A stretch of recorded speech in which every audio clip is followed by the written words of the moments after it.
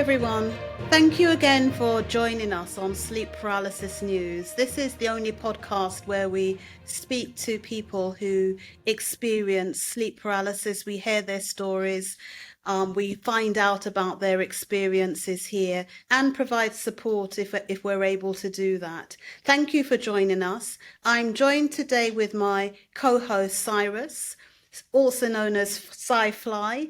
He's a film director. He's a PhD psychology graduate. I always get that mixed up there. It's So you fine. You have can give that to me. I'll take one for free. to. But thank you, Cyrus, for joining us here today. And of course, we've got our guest, and I'm looking forward to hearing her story today. Her name's Huraya. And Huraya, I'm going to go straight over to you now. Tell us about your experience or experiences. Hi everyone. With sleep paralysis, I used to have it a lot when I was younger. Right now I'm 21. I used to have it a lot when I was around like maybe 12, 13, around that age. I still have it now, but it's very seldom. Like usually like when I'm super tired or stuff like that. But I used to have it like kind of like every night. When I was around like 12, 13. So it would always be like a very specific situation, like it was very, like I said, very specific. I'll never forget. It would be because I'm Muslim, so we have a morning prayer that we pray at around like 6, 7 a.m. So I'd wake up for that, and then I would go back to sleep, and then surely, like after the sun began to rise, I would have it, and I would just wake up out of my sleep, sweating and just feeling stuck, not able to move, but and also not able to breathe, and just like looking around and like just feeling like honestly like I was about to die, like not able to breathe and just looking around.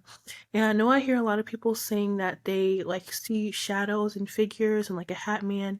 I've also seen that and experienced that as well. Um it's a very, very scary thing to experience. Honestly, it really, really is scary because I don't know. It just feels like honestly it feels like death, and it just feels like something sitting on you, sitting on your chest, holding you down, making you hold your breath, and it just honestly is super, super scary. And whenever I have it, it just kind of feels like I'll never like snap out of it, but somehow I always eventually do. And like, of course, I'm like gasping for air, and I like jump up. Yeah, that's how it is for me. Can you tell us a bit more about what you see? I mean, you said that you see the Hat Man and shadows, but specifically, what have you seen, and what tell us a bit more about what it looked like?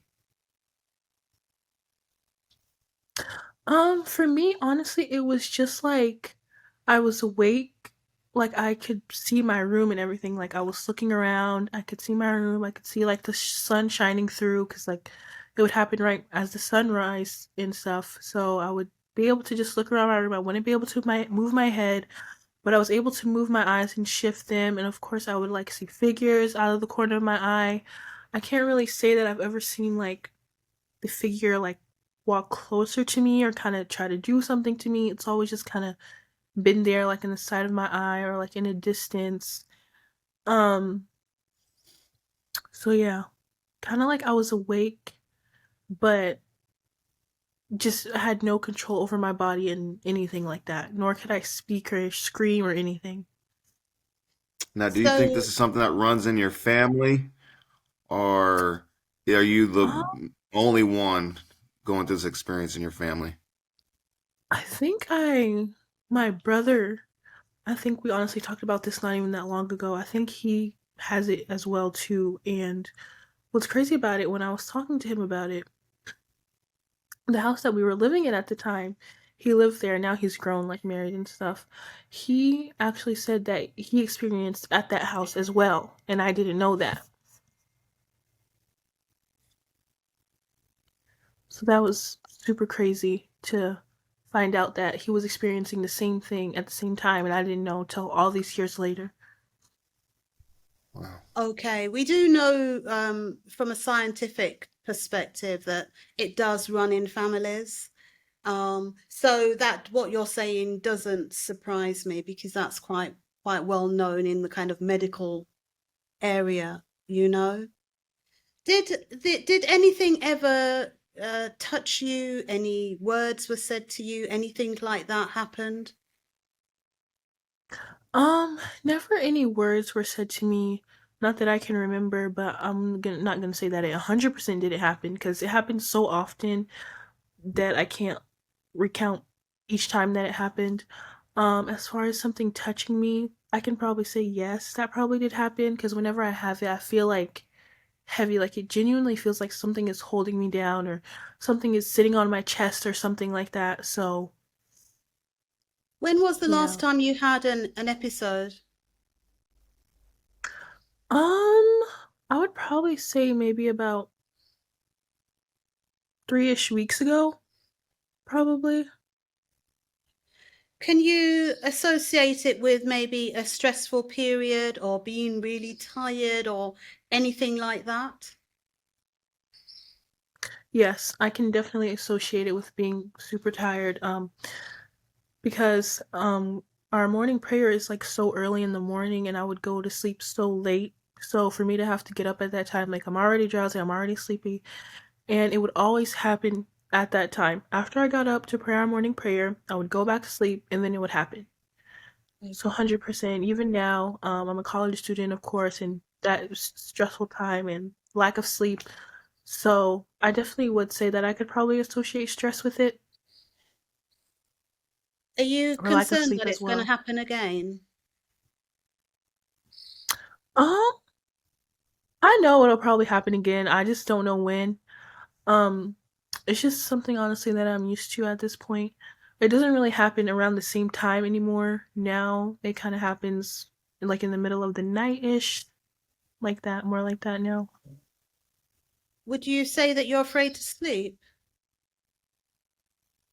Um, oh, no, like I said, I'm honestly used to it.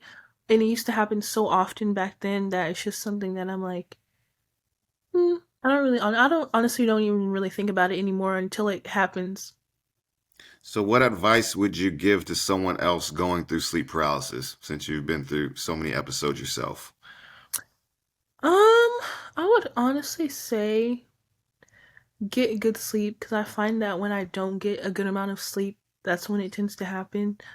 Um, just relax. You'll eventually, snap out of it for the most part. So I just kind of relax when it's happening. Don't try to over panic because I feel like that kind of makes it worse.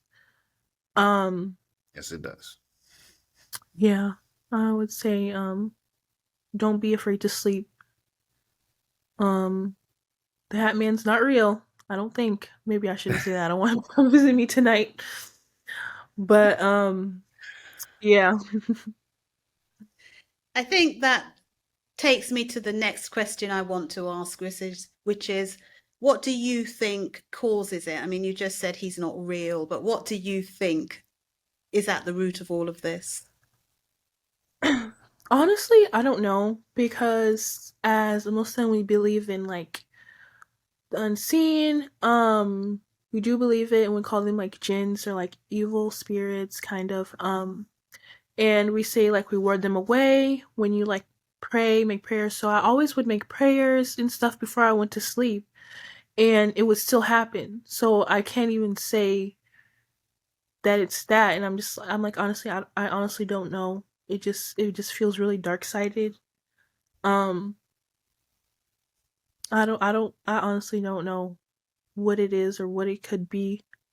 Um Definitely something evil that prayer can't keep away cuz I've I've done it and I've still experienced it. I still experience it. I don't know. I really honestly don't know. What about it being something neurological, something that you're hallucinating, that your mind is really kind of making up? Yeah, I could possibly go with that because like I said, it does happen in periods of stress and restlessness and tiredness. But it's also kind of like how does everyone kind of have like the same experiences and kind of see the same things?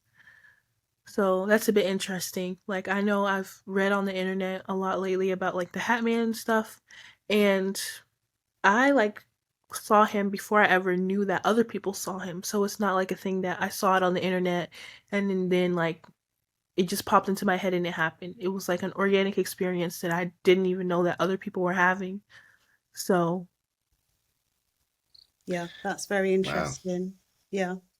Have you told anybody about what's happening? I've told my mom, as well as my brother. I haven't talked to any doctor about it. I don't know why, but yeah. Mm. Mm. Yeah, I've talked to my brother about it because he just recently told me that he used to have it as well, way back when I was having it at the same time. And they've generally been supportive with you, with you, to you about the experiences. Oh yeah, 100%. There's no like, oh, you're lying, that never happened, you're crazy. Nothing like that. They completely believe me and worry and feel just the same about me about it. And it's just like, that's weird, that's strange that that happens. Okay. Okay. Well, thank you very much for sharing. I don't know if there's anything else you'd like to ask, Cyrus.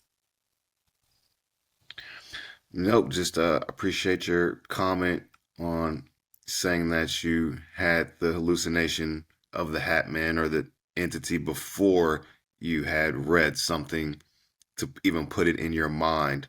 And Yeah, so I that's, just found out about that honestly, literally this year. And I've been having sleep paralysis for years, and I just now found out about that phenomenon this year. So, yeah, so with these podcasts we're going to figure out that deep question, why we're able from people all over the world to hallucinate the same thing, have the same experiences, and they never met, they never shared their stories yeah. before. And that's kind of the concept of, my screenplay that, is trying to tackle that phenomenon. So I appreciate you on the show and your insight. You helped us out a lot. Thank you. No problem. It was an honor to be here. Great. Thank you again, Haraya.